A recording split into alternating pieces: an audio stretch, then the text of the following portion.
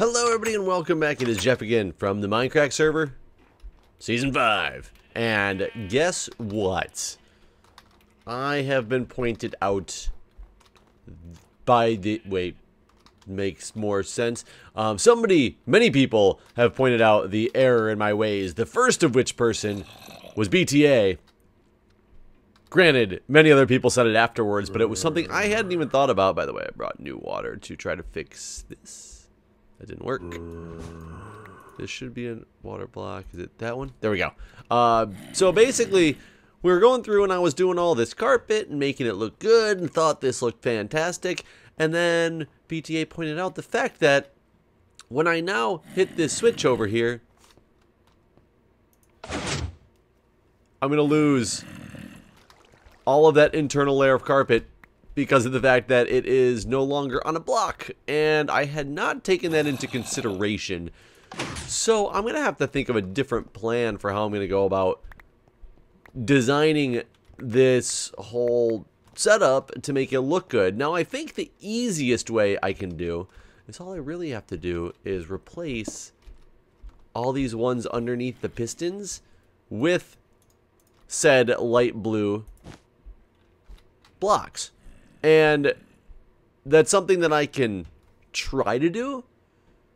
I don't know how I'm going to like it afterwards because, as you can tell, the difference with the carpeted block versus the non-carpeted block is relatively significant in height. If I go with this, I might end up having to run through and just do this whole outside layer as well. No, I can't do that because it's water. No, so I'm stuck. Like, this is pretty much the only choice that I have that I can logically think of right now that'll make it work. I did also have a few suggestions regarding like putting, you know, maybe if you put a slime block in the carpet on top of that, if it would stay, and other people in the comments pointed out that no, it would not. And I tested it in a creative world just to see if it would actually stay or not, but it does not. It goes up. It's amazing. You can actually put a, like, let's do that right now. We'll do a, see this dark blue block? I can pour this dark blue wool. I will put the thing on top of it, and this is kind of funny and was an unexpected anticipation. If you hit the piston and go up, oh no, since this does a trigger right away, it actually doesn't do anything. But basically what happens is when the piston goes up, the carpet will stay there because I guess the carpet looks for there to be a block underneath.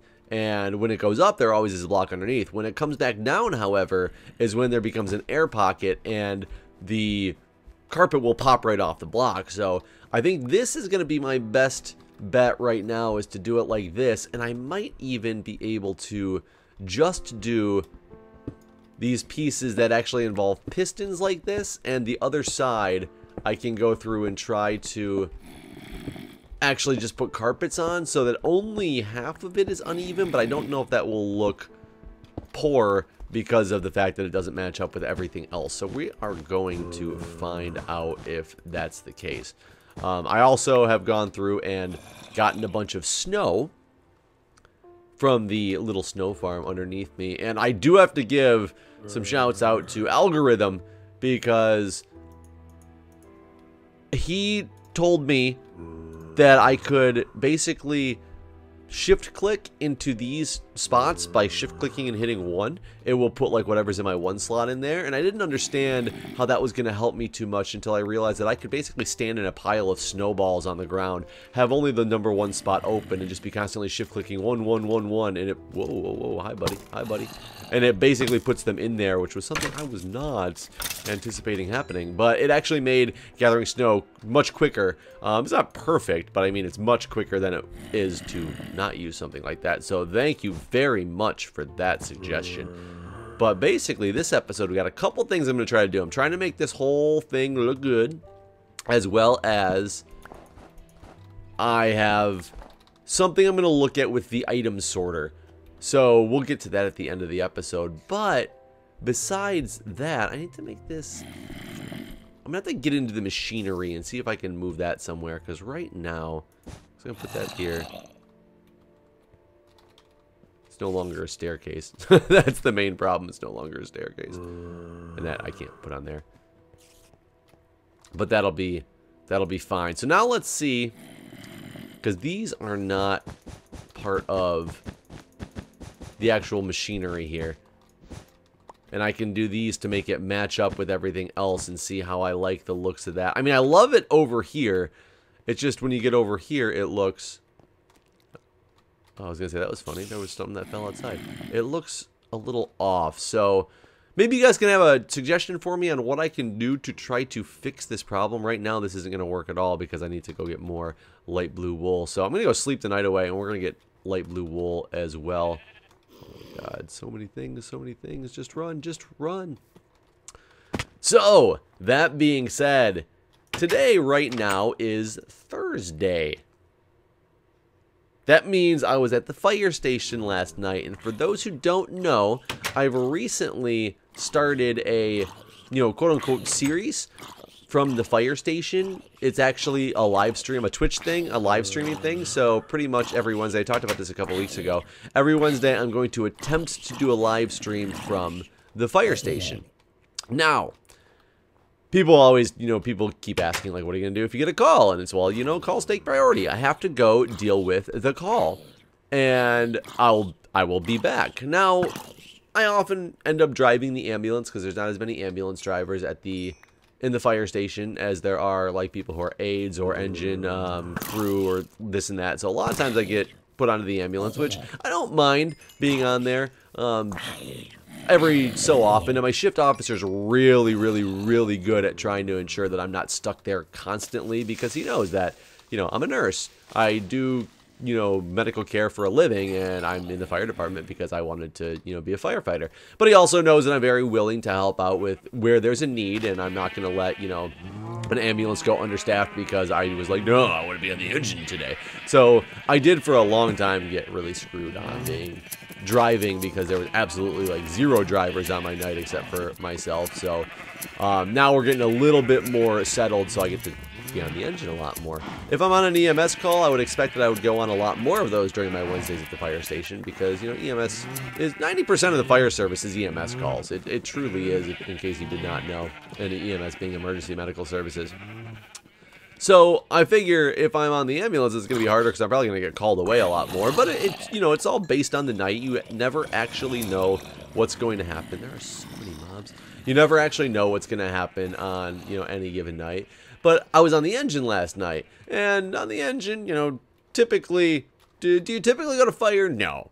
You typically go to, like, service calls, assist patients, carbon monoxide detectors going off, gas leaks, things like that, are there potential for fires or damage in the future, but they're not usually working fires.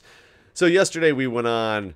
Early in the day, we went on 3 service calls back to back to back without ever actually making it back into the station, that's actually a lot of service calls to go on in a row, but, we did it. It actually worked out very well because one of the guys who is, he's training to be an engine driver, and you need so much time on the engine before you're allowed to drive emergency, but service calls, you're allowed to drive because you don't drive emergency to a service call. So he ended up getting to drive for many of his hours yesterday just because of the fact that we had calls that he was allowed to drive on. So that worked out relatively well for that. Whoops, I wasn't doing this. Why did I do that? Come on.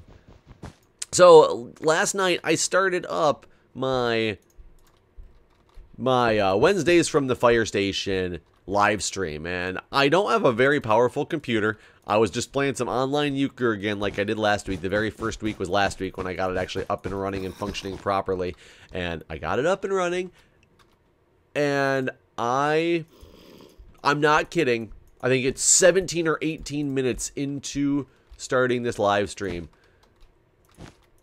it drops beep beep beep beep beep, which is our pre-alert tone. So I'm like freaking out. And pre-alert tones are basically tones that tell you, there's potentially a working fire in the county, get prepared. So you listen, if you hear pre-alerts, it can be anywhere in the county. We might not be anywhere close to what's supposed to be dispatched for it, but we very well could be. So does this thing still work now? Seems to. Let me actually... Crap. This pick is too powerful, man. I should probably actually fix that with some of this because I want it to look good. underneath. There we go. So we hear the pre-alert tones.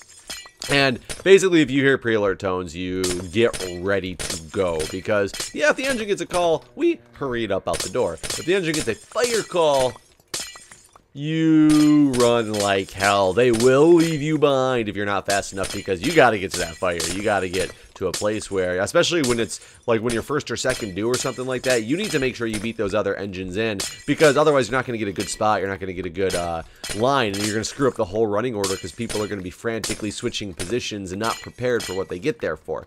It's a big thing in the fire service that people try to beat the other, like if you're third due, you try to beat the second due so you can upgrade to second due. That really screws things up if you're like, especially if you're coming in on like real close, like seconds apart from each other. Like, I understand it if somebody got a slow start or they got stuck in traffic that they couldn't get behind and they were going to be an extra couple minutes. Yes, it's great to upgrade. You need to get that second due going as opposed to the third due, or the first due as opposed to the second due, whatever it happens to be.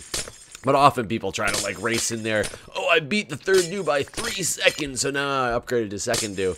That really screws things up, because on your way, right after the dispatch, right when you hear where you are in the running order, you start planning. And if you get to the scene seconds behind the guy behind you, and now you have to formulate a whole new plan because they decided to try to, you know, pull an upgrade, that's not cool. I mean, it makes life difficult. I'm gonna replace these as well to make them look right.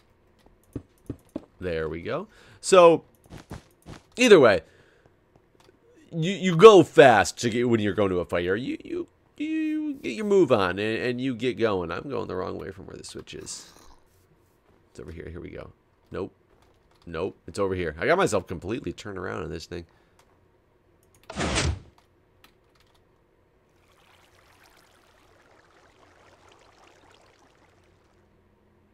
Okay. Works. This thing works absolutely fine now. I probably should go replace, I'll have to get some normal stone and replace all of the outer edges with the same color, as opposed to having like some dirt, some snow, etc., because it'll make it look much more uniform. I wonder if I should do snow underneath. I don't know. I like the way that the stone looks. So either way, like I said, I'm live streaming. 17 seconds in, the pre-alerts go off, and I jump back behind me and I look at a computer that I have there to look at the dispatch, because you can see if you're in the right room close enough to the computer, you can see the dispatch before they actually announce it. And there was 2 calls on the dispatch, and I must have clicked on the wrong one, because I clicked on one and realized it was an 18 box, which is it's a, what they call is when there's a fire that goes out, it's a box alarm. And it was an 18 box, which is somewhere we would definitely be like second due to the 18 box. So I looked over at the camera, because I'm on the other side of the room at this point. I was like, see guys, I'm out of here. And I went like running out the door. And about 2 minutes later, like the dispatch and everything goes out. And I listened to it as the dispatch is going out, because I did all this before the dispatch. And I realized that, wait a minute, that's not the same box. It said box area 1-2. That's not the area that we are sitting in right now. And somebody else had come down to the engine as well, getting ready. And you gotta remember, at this point, it's 1 o'clock in the morning right now, or just before 1 o'clock in the morning. So a lot of people were sleeping. So people came running down from, you know, upstairs in their beds, because they were getting prepared just in case it was us that was going out to this fire. And I talked to one of the guys in the engine bay, and we hear where the dispatch is, and he's like, "Oh, never mind. It's not going to be, you know, anything to do with us." And I was like, "Well, I must have looked at the wrong call in the logbook, or in the dispatch system." And I went back in and looked, and sure enough, yeah, I had looked at the wrong call. So that was kind of, you know, annoying for me. I had gotten myself all excited to go to a fire, and yes, you get excited to go to things like fires when you're a firefighter. That's what you do it for. You're in it for, you know, to help people, all that fun stuff. But, you know, adrenaline. It's an adrenaline junkie type thing. You can help people in multiple different ways. You're an EMS provider. You still get the adrenaline rush, but you're usually not there to run into a known hazardous situation. You're there to go help other people. Do you sometimes run into known hazardous situations as an EMS provider? Of course you do. But that's not like where you're getting more of your, you know, adrenaline and stuff from. In that case, it's more from the, there we go, from the aspect of, you know, helping people and things like that. So I go back in and I sit down back at the live stream that's going in the chat. There was like 28 or 29 people in the chat at this point, just watching the live stream. Like I said, I hadn't started too much beforehand, but I sit back down. So I explained to everybody what just happened, how I must have looked at the thing wrong, and you know, I'm going through and trying to get the live audio. You used to be able to listen to the live audio online of all of our dispatch channels, which you still can. The links are still there, but for some reason it wasn't working yesterday, so I was going to load it up for the live stream so people could listen. And God, I really wish I had gotten that actually working last night. And I wish I had set up my live stream a little bit different as well, and I'll explain why. Because I sat there for about 4 or 5 more minutes, and I was explaining to everybody what just happened, and all of a sudden our station tones went off. And it turns out that this thing was a fully engulfed, like, working fire of a strip mall.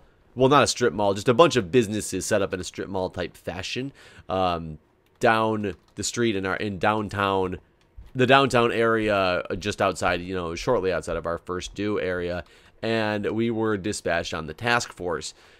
And the tones go off, and again, I go running out the door and go to this fire that's legitimately a fire. So I am there at this fire. We do a lot of work. We were there for a couple hours, and we did a lot of overhaul stuff, looking for extension and all this stuff. So it was, you know, tearing down the ceilings, tearing down the walls. Like, we had to gut this place out to make sure, because I mean, the fire had engulfed most of it. Most of the building was like destroyed by the time we even, you know, got there. It was just like a burnt rubble mess. It was some restaurant of some type, so I'm not sure exactly what caused the fire. If it was, you know, kitchen equipment, electrical fire. I have no idea at this point what that was. The investigation, I'm sure, is still ongoing. But we go through and do all this stuff, and you know, a couple hours later return from the fire to the fire station, and I was like, I walked into the watch office where my computer was set up and live streaming,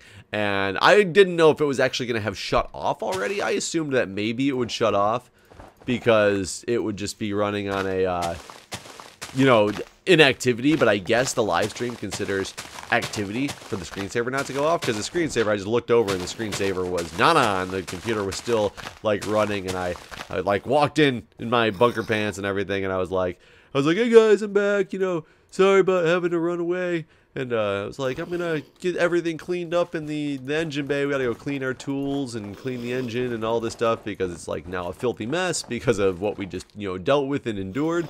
And I looked over, there's 114 people in the chat room. Packrat raided me in the meantime, and while I was gone, and I guess just people, because of the nature of what happened, they just stuck around. They were so curious, waiting for me to come back. I wanted to see what happened. And I guess it even got to the point where people in the chat were saying that they were like just struggling to try to listen to all the dispatches that were going out in the county and things like that, because trying to figure out what was going on with the fire. So it sounds like everybody stuck around and just had this really like good time waiting for, you know, this potential, you know, fire to have happened, and they didn't know what they were in for. I didn't know what I was in for, you know, when I went there, when I got back. But all in all, a good night. That was something I expected to happen maybe in the future as I keep doing this Wednesdays from the fire station thing. Happen on the second live stream of it. That was pretty crazy. And now that I know, I'm glad it did, because if I ever do have to leave the live stream running, I theoretically should have turned it off, and I didn't, and that was my own mistake, but I think people would have been upset with me for turning it off now that they know what they could see and all that fun stuff. But it was a mistake on my part I didn't put the chat anywhere in the live stream, so there was a spot on the screen for it too. So I wish I could have gone through and just had all the chat there for other people to read as well, because the chat looks extremely entertaining when I got back, and now all you got is like 2 hours of footage that I mean, I'm gonna edit it out, but if you go watch the thing on Twitch, there's literally 2 hours of me doing absolutely nothing, like just an empty watch office. I'm actually trying to go through it right now and see if anything actually did happen while I was gone, if anybody came into the watch office and said anything on the live stream or not, because I have absolutely no idea. But yeah, if you don't check out my Twitch channel, I definitely highly suggest you do. It was a fun night for that. It was also, you know, as a firefighter, it's fun to get fire. I got some fire, and that was always, you know, always something that I want to do. That's why I'm in the fire service. But that being said, for everybody who was there, thank you very much. You made it such a great experience, and oh, I need to finish off this, don't I? I hear a little zombie. Yeah, you made it a great experience, and I definitely... Did I piss you off? Okay. I was going to say, I definitely plan on continuing doing the Wednesdays from the fire station whenever possible, because it really was a good time with everybody, with everything that happened. And now it gives you guys a little bit more insight into what I do, or what I try to do, because I can't say I do that every Wednesday, but what I do as a firefighter. I'm actually compiling a video as well that I will have out, I can't say shortly, but soon for you guys, that we got multiple different angles, from starting with the Twitch feed and the dispatch going out to us jumping in the engine. There's a few GoPros going on the engine, so we got some response to the scene, as well as some of the guys have helmet cameras that were there with us. So I'm going to compile all that footage into something, just a cool, like, fireground happening that's going on. So hopefully I'll have that up for you guys at some point soon, and we'll be able to check that stuff out together. But I do have to cut this episode here. Thank you guys for watching. Don't forget, like, comment, and subscribe. Go look at my Twitch channel as well. Subscribe to that, or follow that at a minimum, so that you can actually see when I go live, because I love to get a lot of participation in that chat. And Packrat is definitely helping out greatly with that, so thank you very much, Packrat.